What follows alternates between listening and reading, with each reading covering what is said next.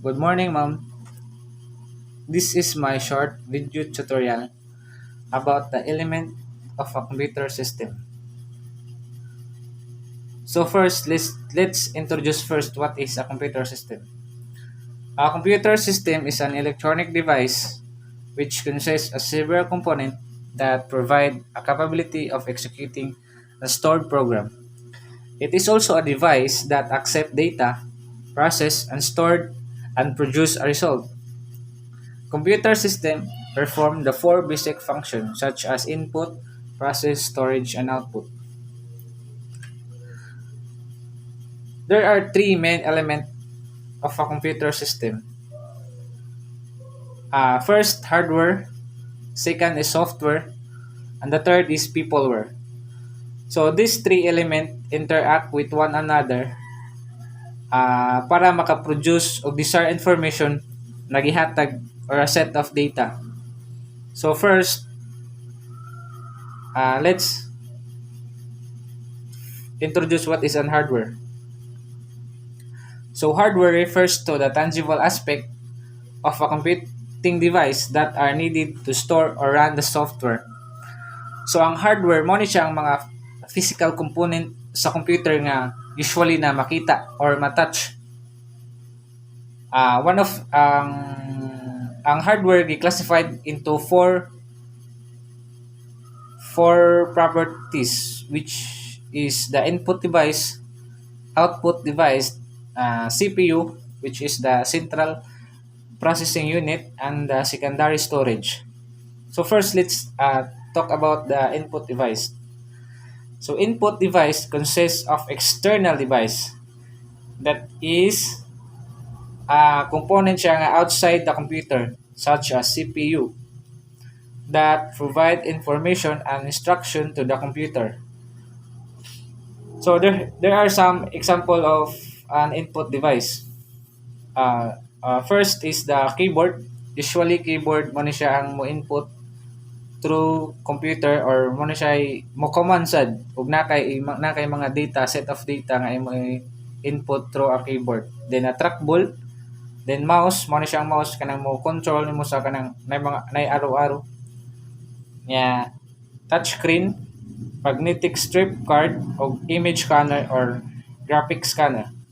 So these are the example of an input device. Next is the output device. Output device consists of device which communicate the result of processing back to the user by converting electrical signal from the arithmetic logic unit into form recognizable by a human operator. So ang output mo ni siya ang result sa katong imong gi-input. For example, mag-open ka sa imong computer system. So ang mo display na sa kanang screen mo na siya output.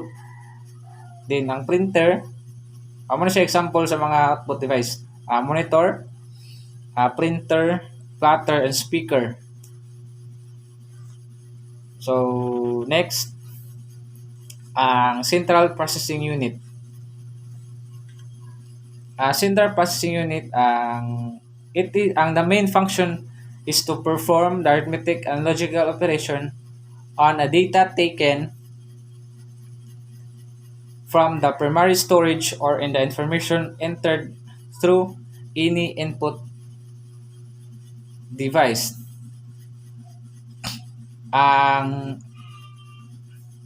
the CPU or the central processing unit composed of five basic components.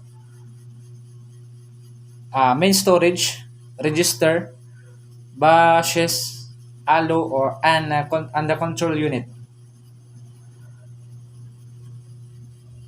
So the basic CPU component are the main storage. Main storage, also called the memory or a primary storage. Ang main storage is where the instructions and data are stored while processing is done. Mo din ang main storage dai mo din siyang kanang instruction and data nga if nakagi-process nga to sa computer system na mo siya mo process ug it's mahuman na ba or done na. Next is the RAM and ROM. So RAM means random access memory. Ang RAM is the part of a computer is the part of the memory of the computer uses to store given instruction which can later be changed or erased. Mo day na kuan RAM. So the second is the ROM. Ang read-only memory. ROM contains stored instruction that a computer requires to be able to do its basic routine operation. Next is the register. Register is a basic CPU component that are part and function as fast access temporary memory location. The ALU or the arithmetic logic unit perform all the arithmetic and logical calculation of the CPU. Next is the control unit. Lastly is the control unit. Control unit is responsible for directing the flow and of instructions and data within the CPU. Ang control unit di ay kay mo na siya ang mo direct if asa ang agi ang mga instruction and data sa sulod sa CPU. So next is the secondary storage. The secondary storage is where the data are stored permanently. It is an outside the primary storage and serve just like a filing cabinet.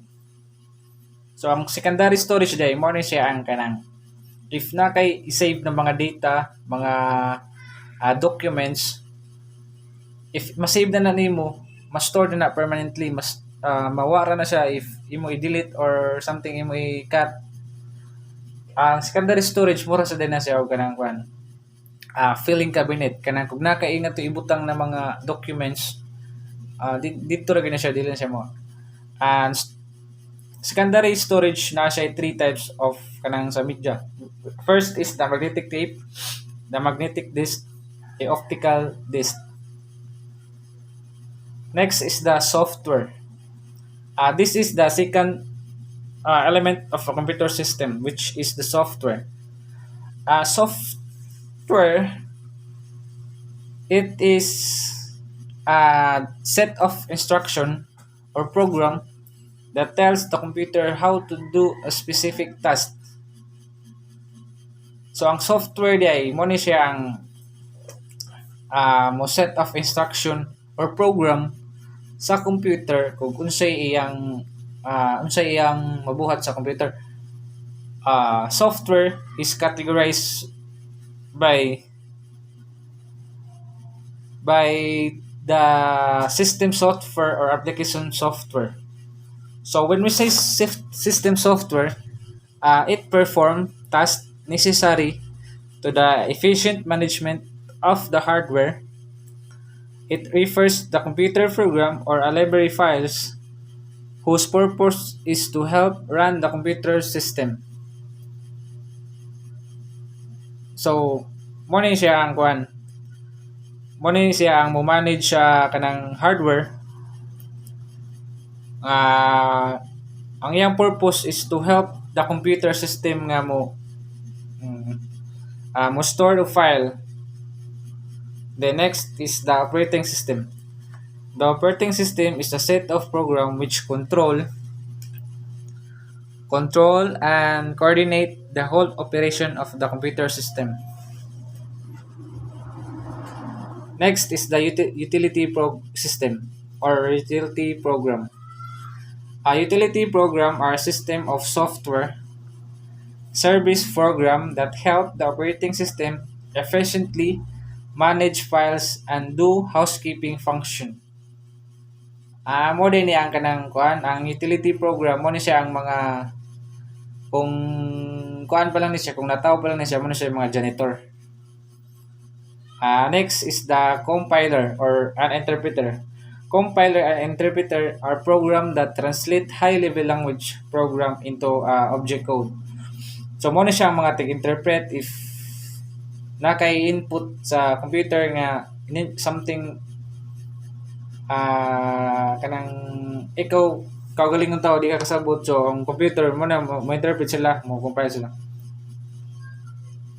Next is the application software. Application software is a program that help solve and meet users' problem and needs directly.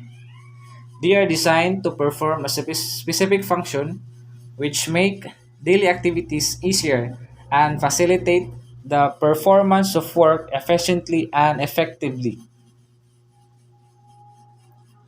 So application software serve as productivity tools